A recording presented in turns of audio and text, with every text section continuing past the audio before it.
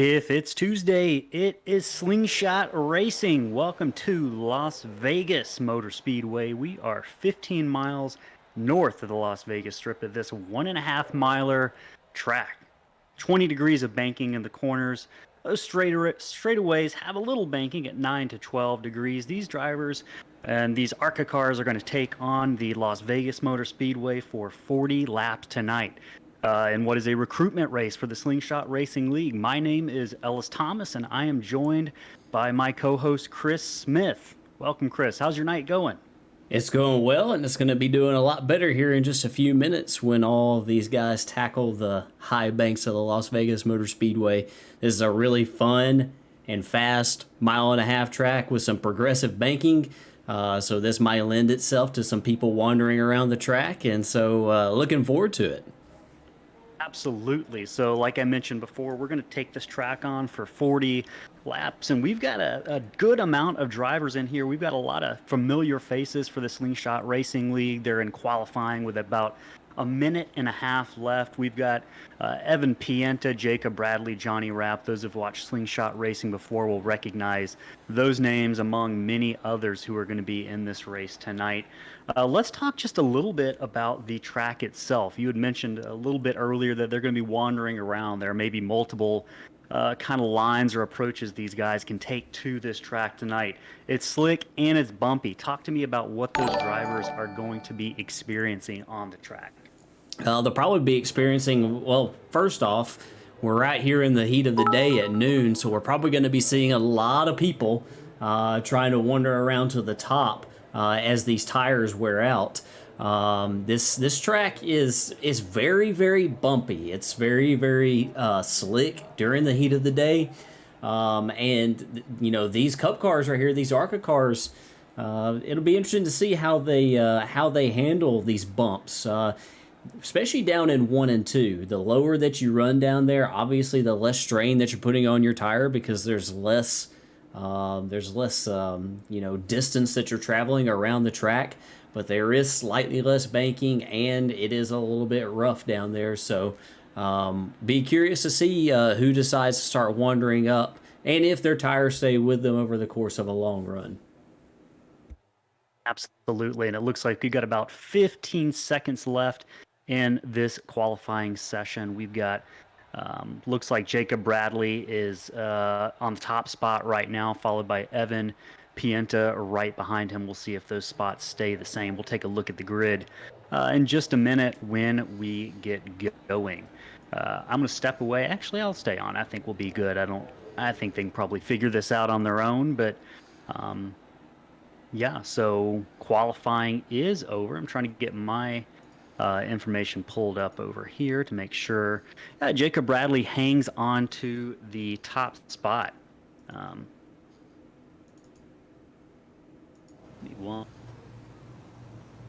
Numbers keep on changing on.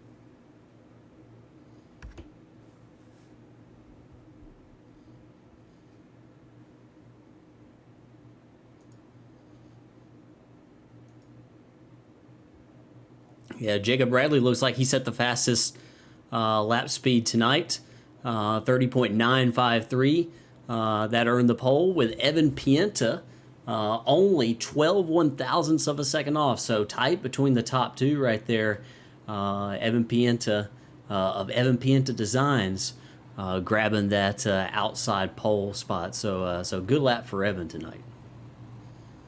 Yeah, and a newcomer to Slingshot Racing League, Scott Schoback. I believe that's how you pronounce it. If not, we're sorry, Scott. It's going to be starting third with Donovan Carty fourth. Johnny Rapp, Slingshot familiar face, is going to be starting fifth with Patrick Colby sixth, right on top of him in the third row. Ryan Jones seventh. Stuart Broderick eighth. On the inside of row five, Ryan Robertson, followed right behind by Michael Murray in the number 48 car. Yeah, on the inside of row 6, we have a slingshot driver that we've seen before. Brady Powers with a nice lap in qualifying is going to start on the inside of row 6 alongside Waylon McConnell. In the next row, starting 13th, we got Thomas Haley. And on the outside right here, Starting 14th, Nicholas Vanaher. Sorry if I got you wrong there, Nicholas. We'll work on that, get that better. Starting 15th tonight, we got David Maccabee. And then Chris Blasi starting 16th tonight. Yeah, 17th is going to be Paul Thomas, who's a slingshot regular, followed by Lance Griffith starting 18th. And then we'll just finish out the top 20 here. Jason Alexander and Joshua Dunn starting in 20th. So these drivers are taking a pace lap around to kind of get their bearings, get set up, and then they're going to take 40 laps around this track. How close do you expect the racing to be here tonight in terms of maybe what we saw at Michigan last week, which is some really, really close side-by-side racing and a lot of passes and changes for position, including the lead between a couple guys, including Aaron Smith, who's not here this week. What do you expect to see out there between these cars this week, Chris? I expect there's going to be a lot of side-by-side racing.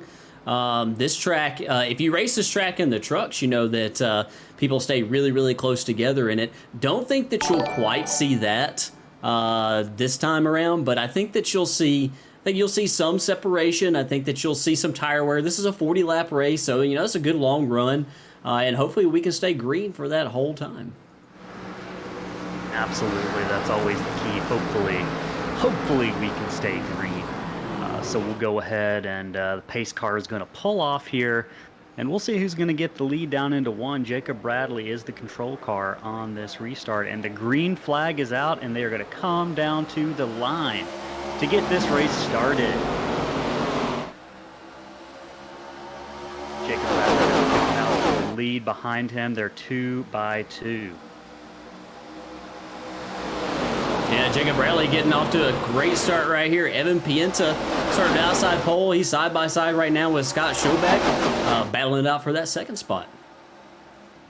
Absolutely, and behind them, they stay side by side. Looks like the 81 car is going to get below, but it looks like Evan's going to get a run off the top there, and that'll help him out with some momentum off the corner, headed down into one. Now Jacob Bradley is pulling out to just a bit of a lead.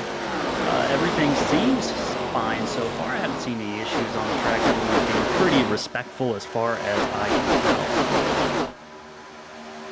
Yeah, everything really respectful so far. Everybody's looking out for each other. Not giving anything, though. We still got some side-by-side action going on back here around the 6th position, 7th, 8th. Looks like we got Ryan Jones right in front of Stuart Broderick and Ryan Robertson, who are battling it out for that 9th position. Ryan Jones is a guy who runs fast, but sometimes he runs a little bit too fast, and we'll see what happens. 66 of Ryan Robertson applies some pressure with Brady Powers right behind him, kind of putting some pressure on his rear bumper. Yeah, he's getting after it right here, and so we've got Ryan Jones side by side with Ryan Robertson. Oh, we got one car that's going through the grass back here. Oh yeah, Ryan Callahan. He's going to get it under control. He's going to pull it down. We got several cars involved. I think we're going to be okay.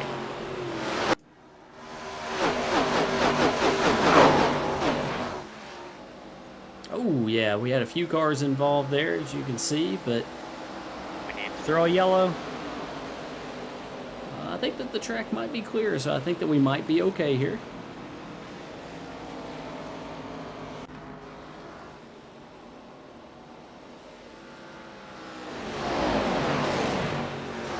Leaders are approaching the crash site right here. Everyone looks like they're staying low on the track, so we should be good. Yeah, good for those guys to corral it and keep this race going green. Yeah, that's what you always want to see. You want to see the guys kind of, do what they need to get it under control and stay out of the way of the leaders in those cars who are not involved in the crash. Up front, we still got Jacob Bradley in the lead. The 81 of Scott Soback is second, but he's got Evan Pienta, Donovan Carty, who we saw last week also, and Johnny Rapp following not too far behind. So we'll see if that pressure has any effect on Evan. Looks like the 3 of Donovan Carty's going to take a shot there, but he's going to have to wait for at least another lap. Going back a little bit deeper in the field, looks like we've got a battle going on between Stuart Broderick and Patrick Colby. Stuart Broderick in the 73 looks like he's taking a look underneath the 9, and that is a pass for the 8th place, I believe. Yeah, that was an impressive pass. So we got some smoke on the backstretch, but I think that everybody has gotten it going here.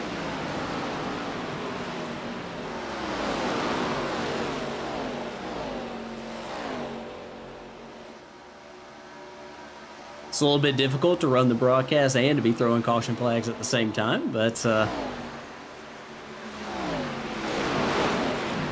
it looks like everybody is going nice and smooth right now as Rye Jones gets around that 52 of Johnny Rapp and moves on up into the 5th position. Let's say we go on board with Rye Jones right here. Let's take a look at some telemetry. This battle going on just in front of him. You can see Donovan Carty just ahead of Rye Jones. Rye Jones taking that apron. The apron here is actually kind of tough going down the front stretch. The grass sort of comes up very, very close to the racing surface as opposed to a place like Kansas or Chicagoland, even though this track is shaped very similar to those two. So running the apron here is kind of tricky. Let's go down here to turn 3 and let's see what we can see down here. Look at the yaw of those cars just ahead of Donovan Carty. Look how close the left front is to the white line as compared to the left rear. That's one thing that I love about driving these cars is that you got that twisted sister look to them. Very asymmetrical, right? And that's what these cars have become known for. Some people, it's one of those things you either love it or you hate it. And I think now when we talk about having a much more symmetrical car on both sides, this car is kind of even more starker in contrast and just looks that much more literally twisted. So yeah, Ryan Jones kind of looks like he's settled into the 5th spot, and these guys have kind of just settled out a little bit. Everyone knows that they've got at least about another 30 laps or so to get the job done. They know that Jacob Bradley, who's in the lead, is still within distance of sight. And that's important when we talk about guys like the 81 of Scott Sobak and the 00 of Evan Pienta. They can still see that 50 car. And Scott Sobak's not only going to worry about catching him, but he's got to worry about that 0 of Evan Pienta, which we can see is kind of taking that bottom line. He's really hugging that apron. And you can still see Rye Jones taking that apron and coming through the trial a little bit. I'm curious to see if Evan's going to be able to get this passed on. You can kind of see two different approaches between the 81 and the 00. We'll see the 81 probably have a little bit of momentum coming off of the second corner. But Evan's probably going to dip right back below going into 1 unless the 81 takes that air away. And he doesn't. So, again, these guys are single file. Other than that, it looks like right now. But Evan's going to have a run here coming into 1. We'll see if he can close the deal on this 81. I'd be curious to see if the 3 of Donovan Carty can follow him through. He's at least going to try, it looks like here. Yeah, can we talk about just for a second that paint scheme on Scott Sobak? That's that number 81 Square D Kenny Wallace special. So looking real good up on the high side. You're starting to see some guys use up more track. The previous lap off of turn 4, Donovan Carty got really close to the wall coming off of the 4th corner right now, and you're starting to see Sobak move up higher and higher and higher. So might be starting to get to the point of the run right here where tires aren't worn out, but you're starting to feel that grip slide away from you just a little bit.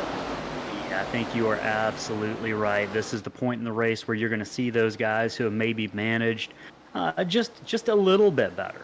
Maybe they haven't driven their tires off completely, but it's just that slight little bit of control that some guys have and some guys maybe don't, that's going to account for that wear that is going to cause them to start giving up positions right now. So I'm just looking back through deeper in the field. We'll take a quick run through the top 10 to see who's running where. We've still got Jacob Bradley in the lead, followed by Evan Pienta and Scott Sobak, Donovan Carty behind them, and then Rye Jones in 5th place. But Johnny Rapp, Patrick Colby, Stuart Broderick, who we haven't heard a lot from.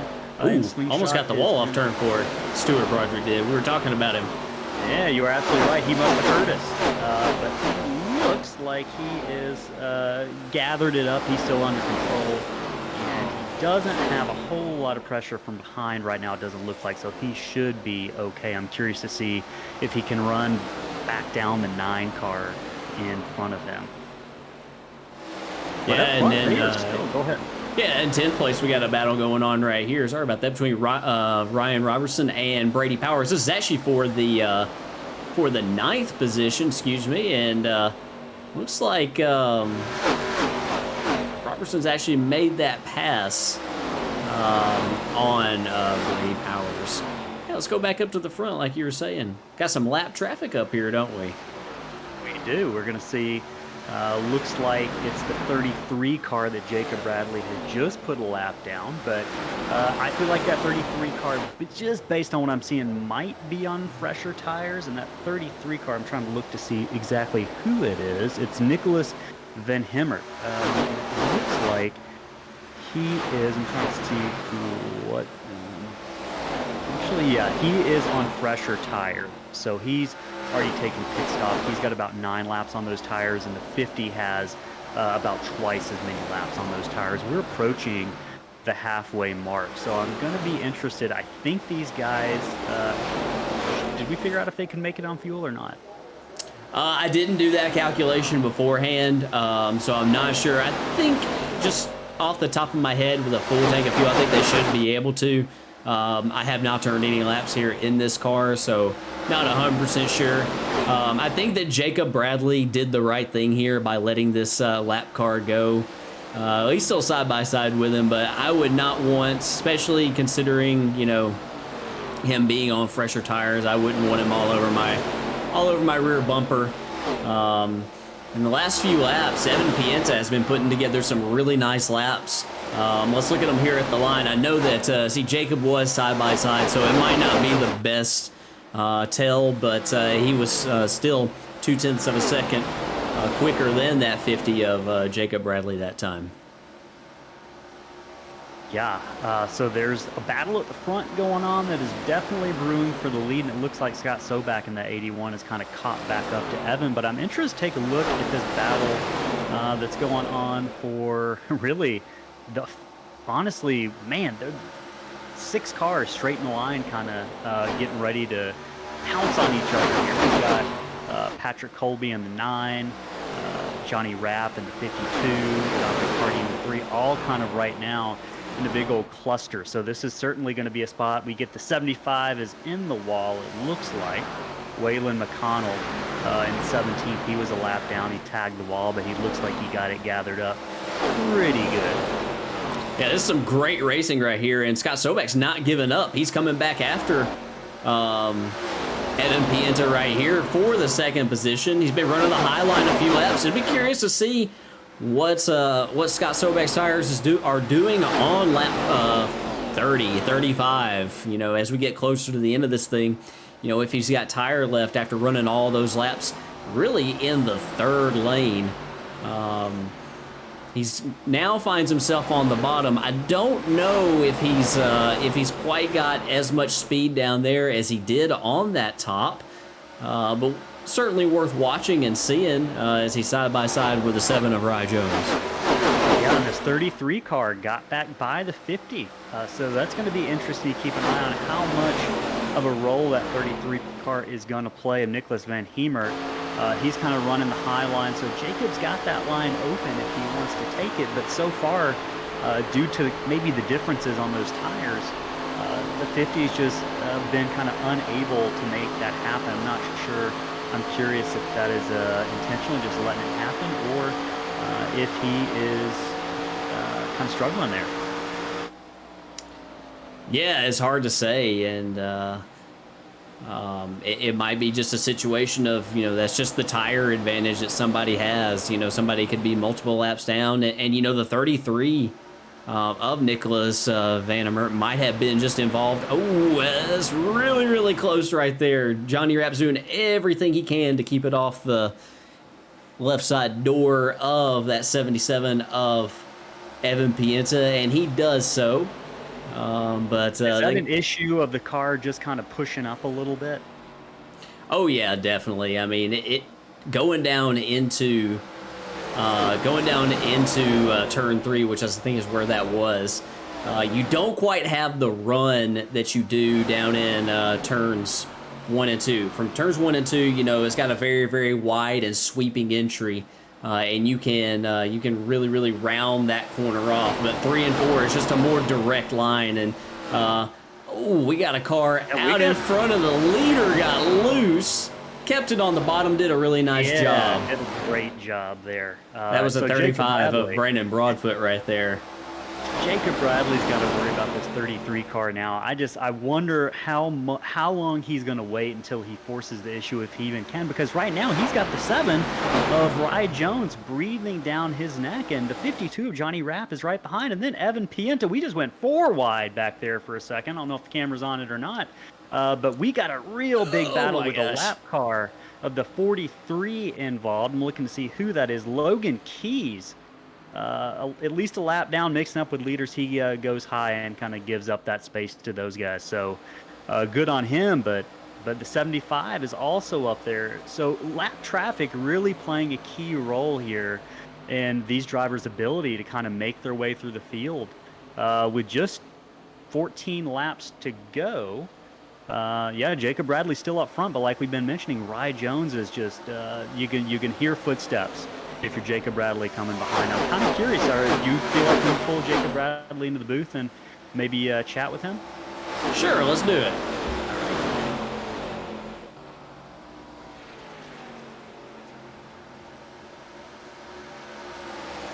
Hey, Jacob Bradley, this is the SSRL TV booth. You got a copy? Yeah, I got a copy. All right, so you've been leading this race wire to wire at this point, but we noticed right now you're kind of having trouble.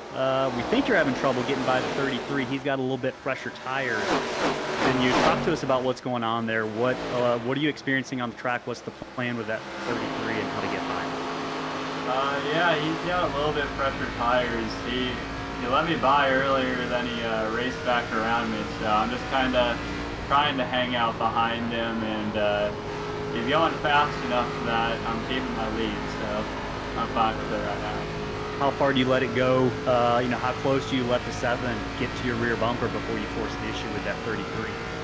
I could probably get it down to 2/10 before I gotta start making big moves.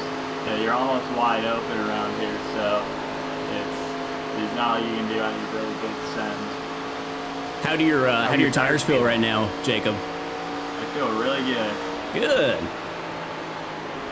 Awesome, man. Well, we're going to let you get back to it with just about 10 laps to go. Good luck, and maybe we'll see you in victory lane when all is said and done. Yeah, maybe you'll see me here in about 10 laps. Good luck. That is Jacob Bradley, driver of the number 50 Jimmy Johnson Foundation Chevrolet. Oh, we got the 33 in the wall up ahead. 66 is right in front of these guys. That 66 of Ryan Robertson. Looks like Jacob's going to be able to get by him. Yeah, the 66 is going to go high. And now it's going to be a race between the 7, probably in the 50, but it looks like Jacob has kind of gapped both these guys behind him. So if Jacob can kind of hold on and not run any trouble with lap traffic, this might be his race to lose. But behind it, we've still got Johnny Rapp and Rye Jones, and it's a little bit deceiving because there are some lap cars in that gaggle of cars. But these guys look to have kind of straightened it out single file, and everyone's minded their P's and Q's, at least for the moment.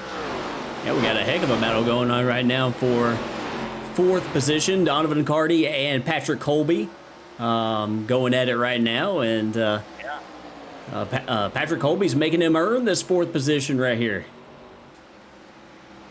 Colby in the 9 on the outside, and you know, the way it works is Carty's going to get that run on the inside, but the 9's going to get that momentum off the corner, and he's going to make that pass happen here. So Patrick Colby moves into 4th.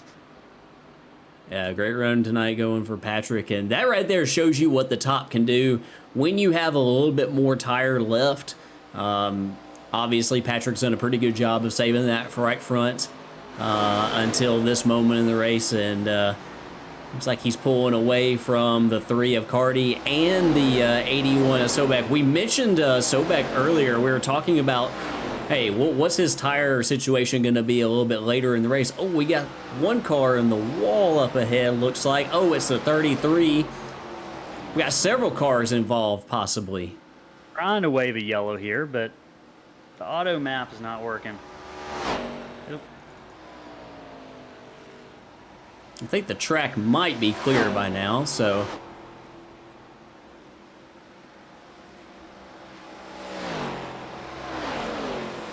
As Jacob Bradley comes up on the scene on the backstretch and has a pretty commanding lead at the moment over Rye Jones. See if Rye can put anything together here in these last 6 laps, but it's going to be tough sledding. Got a battle between the 81 and the 3 of Donovan Carty for 5th place here. They are close. They are neck and neck, side by side. You couldn't slit a piece of paper between the two there, with the 81 of Sobak on the bottom and the 3 of Donovan Carty up top.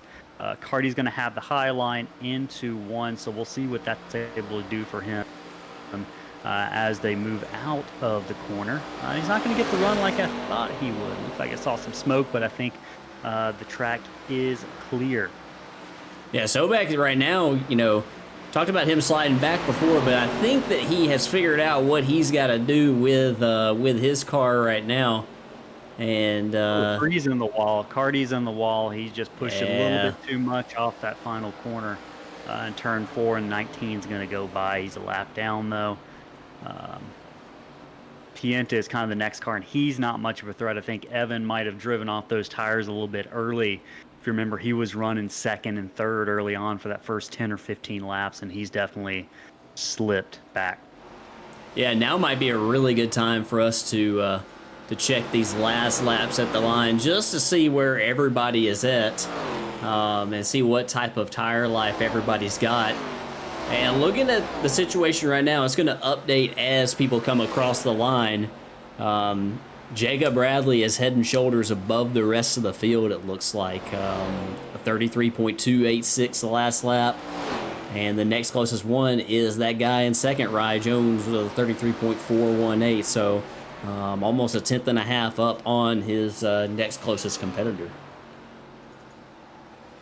Yeah, so this race looks like there's not many positions left to be settled unless some drivers make some mistakes. It's pretty well settled up at the front, at least. I'm seeing looks like Paul Thomas is getting passed by Jacob Bradley to go a lap down, but Paul's running in the 14th place right now, having a pretty good run for himself tonight. So looks like we've just got 2 to go. The leader, Jacob Bradley, is going to be coming to the white flag right now. And this battle right here for third, I think that this might be the one that could possibly change hands. Patrick Colby's been putting together some really nice laps. We'll see if he can chase down Johnny Rapp, but it's going to be tough for him to do so. Johnny kind of running that lane up, and Patrick still able to hug the bottom a little bit. Pretty much smooth sailing for Jacob Bradley. He's got the 16 car in front of him that's just going to ride high coming into this corner. Jake is going to make one more turn through turn 4. He's going to come onto the front straightaway at Las Vegas Motor Speedway, and he's going to claim his 2nd win in the Slingshot Racing Recruitment Series. Jacob Bradley in the 50 is going to finish first. Rye Jones is going to finish 2nd. Johnny Rapp comes across the line 3rd. Colby is not able to pass Rapp and hangs on to 4th, though. Scott Sobak is going to finish 5th.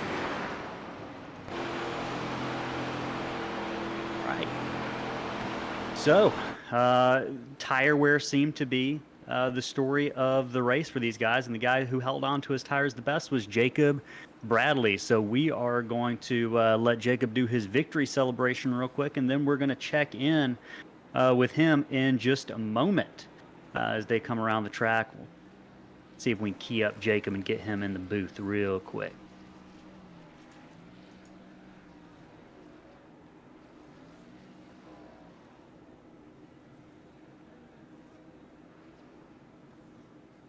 Jacob Bradley, you got a copy? Yeah, I gotcha. 2nd win of the preseason for Slingshot Racing. Man, it's a shame you're not going to be able to run these cars. Yeah, I always love these ARCA cars. I wish I could have run one of these things. What do you think made the difference tonight for you? I was really easy on the tires early in the going, and a few of the guys back there had to really burn up their stuff to get up to me. So then on the logger, I just kind of drove away from them. Yeah, we Yeah, were that's what. watching you there at the end. Sorry, Ellis. We were watching you No, there you're at fine. the end, and you were putting together some really impressive lap speeds. What were you thinking about those guys behind you that you could see running that third lane? Was that something that you thought about, or you were just too afraid of possibly burning up that tire? Third lane always burns up the tire and with the tire mile version 7, so I knew I didn't want to go up there. Second lane's pretty quick on them old tires, so I was glad I was able to get that worked in. Awesome, man. Well, you got any sponsor shout outs or just general shout outs you want to get out there before we let you go? Yeah, I'm gonna shout out my parents. They're probably watching, and shout out Payday Racing. Awesome. All right. Great race, Jacob. Congratulations. And we'll see you next week. You're right, See you Jacob. guys next week. Chris, you interested in seeing if we can pull in Evan Pienta, who ended up finishing 7th into the booth? Sure, let's give it a go. All right. Evan Pienta, you got a copy. This is the Slingshot booth. Yes, I do. All right. So you had a pretty good run, finished 7th, but you started out running the top 3 for the last, first 15, 20 laps of the race. What did you experience when it came to tire wear? What kind of caused you to have that dip back into the field? I think it was just pushing it too hard, getting on the throttle too quick. I feel like I got in the corner pretty well, but then just trying to get back on it as quick as possible. I think I started quickly, started pushing, and hit the wall off of 4, I think, once. And then I think from that point on, it just went downhill from there. But just I mean, I was trying to be consistent, hitting the same braking or lifting point, trail braking every lap, and then I just kind of battling. I think it was the 81 there for a while for second. Just kind of burned him up too, trying to pin him down or stay with him. Kind of hold off those guys behind me, kind of burned him up too, and then just once I got swallowed up by those guys, I just kind of just wanted to pace it around and just salvage what I could. Yeah, we did notice you and Scott Sobjak had a pretty tight battle. Points it felt like you couldn't slip a piece of paper in between you guys. Talk to us about how tense that was, at least for a few laps. Oh, I mean, it was fun. I think these cars, the ARCA cars, I mean, I don't run them as much as I wish I would. I think that's just because the ARCA series in general, the official series, is not got the best crop of drivers in it, considering it's D class. But being able to run this car and this track too, I love Atlanta or Las Vegas, sorry, and just being able to, there's different lines. I know I didn't really get to experiment with the top lane, but I know there's different lines out there to run, and just kind of being able to run a different line but then stay with somebody like the 81 there. It was, I mean, trying to pin him down, keep him low, and then if I was on his inside, just kind of keep the throttle up and try and stay on his inside. And I think I got a move on him cutting down on the apron on the front stretch one time to get side by side with him going into one.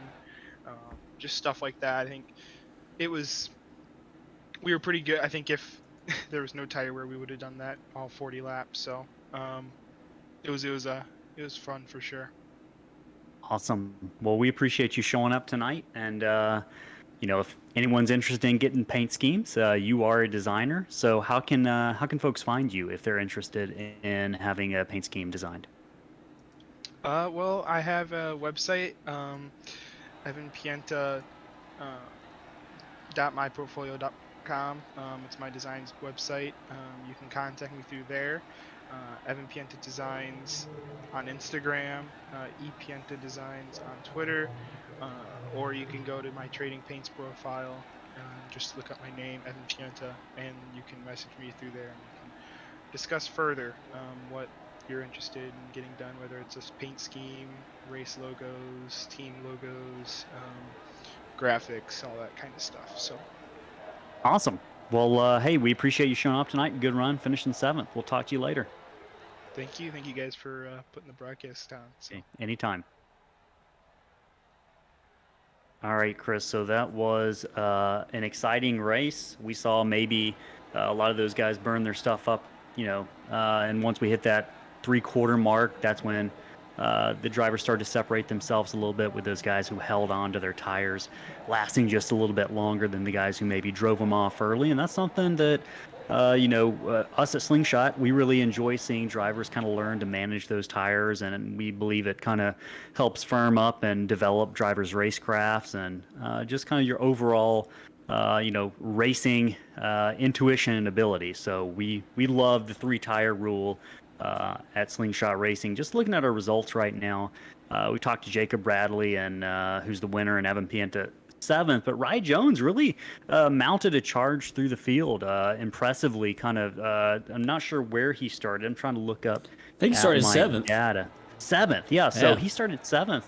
And he moved all the way up to 2nd, so good run for him. Johnny Rapp, who started 5th, also picked up some spots. Patrick Colby, another Slingshot driver, with that 4th place finish. And Scott Shobjak, started 3rd, dipped back a little bit to 5th. Donovan Carty, 6th. Evan Pienta, like we said, 7th. Stuart Broderick, 8th. Sam Maxwell, 9th. And Chris Blassie, 10th. Matthew Kuntz, who's a Slingshot regular, finished 11th. 12th was Blair Patterson. Brady Powers finished 13th. David Maccabee, 14th, and Paul Thomas rounded out the top 15. So, what were your takeaways in terms of what we saw tonight, Chris? I thought it was a great race. Las Vegas in the heat of the day with these cars, with these ARCA cars that we're going to use for our Apex Energy Cup Series. They always put on a really good show here. I love seeing the multiple grooves and the multiple lanes that we saw here. And I just can't help but be really impressed with Jacob Bradley. This is his 2nd recruitment race off-season win that he's gotten in these cars. And he's done it by just being really, really impressive on the long run. Those of you who have raced in Slingshot before and have listened to our podcast before, you know that we've talked about how Jacob wasn't always the best long run driver, and he's turned into a really, really good one. He was by far the best driver on the long run today. Yes, absolutely. And that's something that when we come to these 1.5 mile tracks and even shorter, that's going to be a skill that comes in handy. And we know that Jacob's not going to be running the Cup Series, but he will be in the Truck Series. So he's going to be definitely a force to be reckoned with in that Slingshot Racing Apex Energy Truck Series, which is going to be starting in January. Maybe we can talk about, before we end the broadcast, talk about those 2 upcoming seasons and series that we have in Slingshot Racing. If you don't mind putting that up, just so I've got the reference.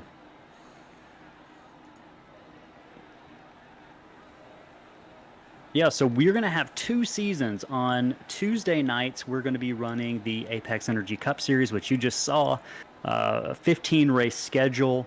And then we're going to have a Wednesday night Truck Series, which is open to everyone. That'll run every Wednesday night all the way through May 3rd at Homestead. That's going to be the finale both series. One thing we like to do at Slingshot is we like to give away weekly prizes. So even if you don't win the race, you can walk away with a prize at the end of the night. We've got a great community. We've got cool trophies from UD Awards, which you can see on our social media pages. And you can find all that information about these series and how to register at slingshotracing.org. You can join the Discord. You can follow us on all our social media. So we appreciate everyone who's tuned in tonight. As we mentioned in the beginning, these are just practice runs for us. We're still getting down, our broadcasting legs, kind of getting our sea legs, so to speak. Every graphic you saw tonight on the screen was produced by Pierce Graphics and Chris Pierce, who designed our overlays. So we're especially grateful for him. And it's a work in progress. We'll continue to get better. The regular season, as you can see, starts on January 17th at Daytona, where both of these series will take to the High Bank 2.5 mile track, and those drivers will hope to avoid the big one, so to speak, there. But until then, we'll have at least one more recruitment race next Tuesday. You can also check our podcast, the Slingshot Racing podcast, which you can also find on Spotify as well as Google Podcast rather. So yeah, it's been a great night of racing, Chris. We'll look forward to what's in store next week. Everyone have a wonderful night, and stay safe.